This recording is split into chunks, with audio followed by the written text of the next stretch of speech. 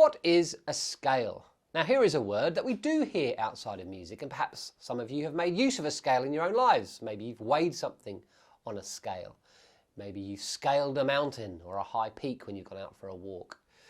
Maybe when you go around to visit Grandad, he asks you to pull the scales off the bottom of his feet. And the way some of my students have played their scales over the years, that brings about the same level of revulsion in my body as perhaps that image brings about in yours. But a scale is a specific order of notes played in music.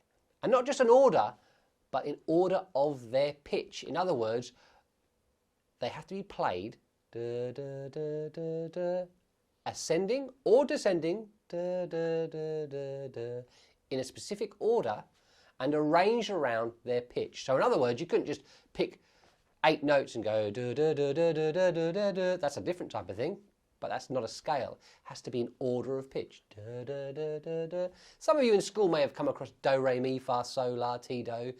Sounds like something from a Disney cartoon, maybe some dwarfs that hang around Snow White. I never really understood that, but that's a scale. And so that sound is something you might be familiar with. Let's take a look at the piano.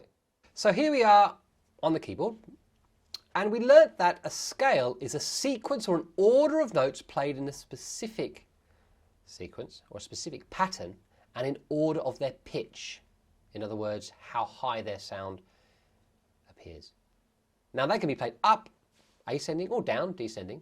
But let me play the most obvious scale, or rather probably the most familiar scale to you. And this is a C major scale.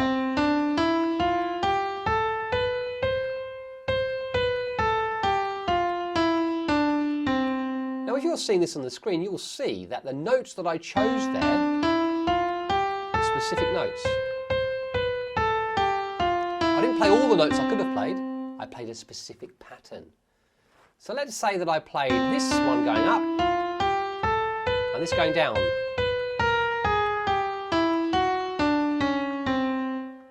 That would not be a scale because it was different going down than it was going up. It has to be an exact pattern, almost like maths. Now, the amazing thing about scales is there are loads of them. Even scales that have formed thousands of years ago in other parts of the world.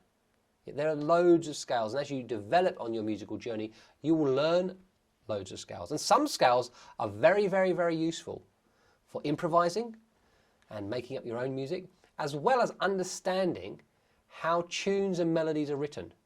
Now, you do have to learn scales for exams. Many different types of scales. That's a minor scale. In many different keys. In other words, different starting points. But they are of greater value than just being able to rattle off in an exam, and as you develop further, you will understand exactly why.